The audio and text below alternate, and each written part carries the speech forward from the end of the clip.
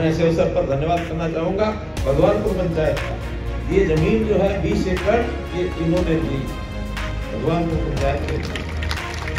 हरियाणा सरकार के नाते मैंने भी अपने साथियों को थोड़ा सा कहा, सबको अच्छा लगा कि हाँ सरकार भी इसमें योगदान करेगी।